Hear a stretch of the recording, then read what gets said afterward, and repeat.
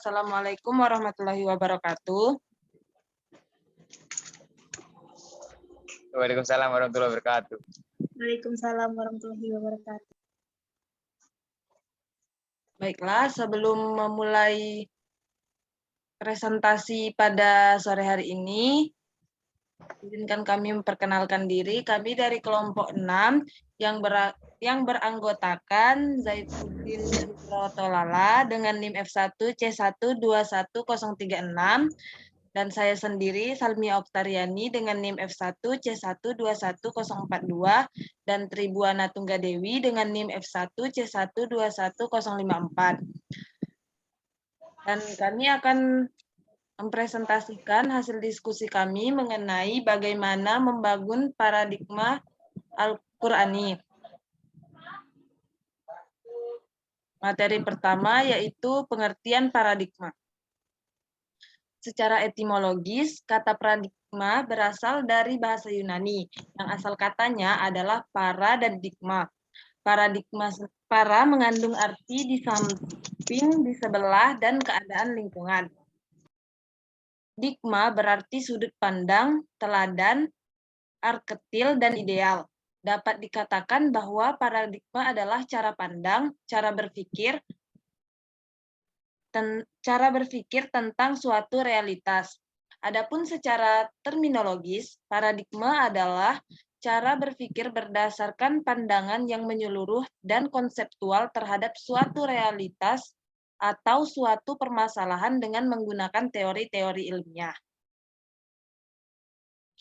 Materi yang kedua yaitu paradigma Qur'ani adalah cara pandang dengan cara berpikir tentang suatu realitas atau suatu permasalahan berdasarkan Al-Qur'an.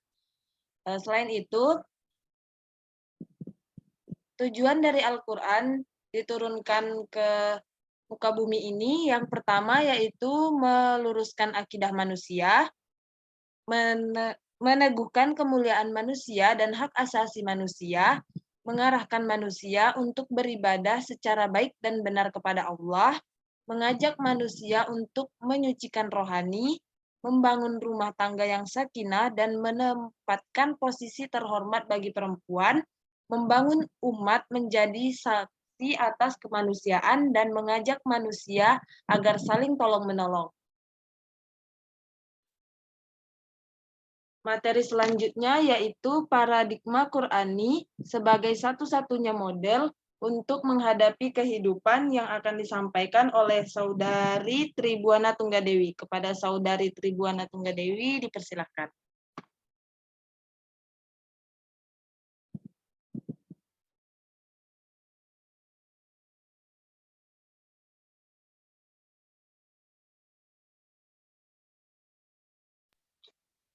Baik, terima kasih kepada moderator. Paradigma Qur'ani sebagai satu-satunya model untuk menghadapi kehidupan modern. Bagi umat Islam, kemodernan tetap harus dikembangkan di atas paradigma Al-Quran. Kita maju bersama Al-Quran. Tidak ada kemajuan tanpa Al-Quran. Al-Quran bukan hanya sebagai sumber inspirasi, tetapi ia adalah landasan, pedoman paradigma, dan guide dalam mengarahkan kemodernan agar dapat menyejahterakan manusia di dunia dan di akhirat.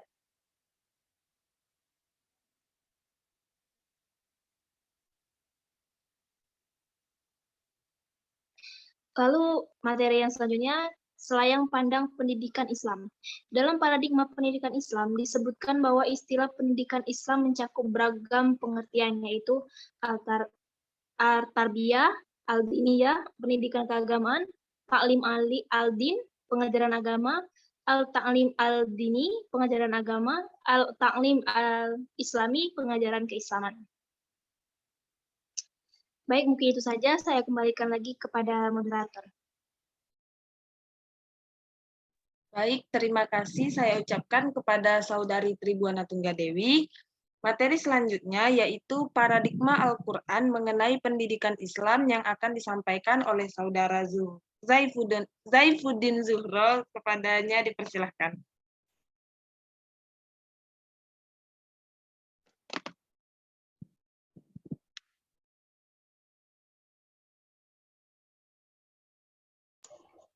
Baik, terima kasih kepada moderator.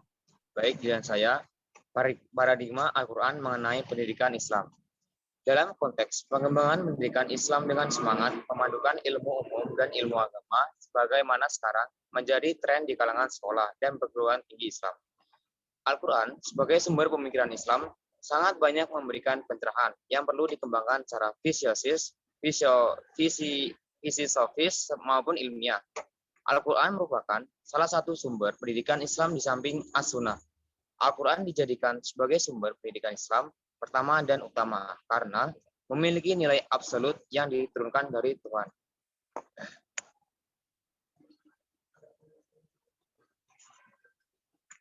Baik, dan selanjutnya adalah kontribusi paradigma Qurani dalam menyelesaikan problem kehidupan dan modern.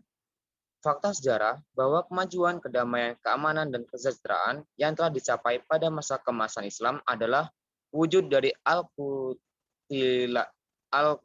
aktualisasi Al-Quran sebagai wujud aktualisasi sebagai paradigma Qurani. Paradigma Qurani telah berkontribusi dalam mewujudkan kemajuan kemodernan pada zaman keemasan Islam yang ditandai dengan kemajuan pusat perkembangan iptek di dunia. Islam berimplikasi terhadap kemajuan di bidang lainnya seperti ideologi, politik, ekonomi, budaya, militer, pendidikan, perdamaian, keamanan, kesejahteraan, dan yang lainnya. Dan sekian dari saya kembalikan ke moderator. Terima kasih. Baiklah, terima kasih saya ucapkan kepada Saudara Zukro. Mungkin itu saja penyampaian dari kami. Lebih dan kurang kami mohon maaf. Saya selaku moderator pamit undur diri. Sekian, terima kasih. Wassalamualaikum warahmatullahi wabarakatuh. Waalaikumsalam warahmatullahi wabarakatuh.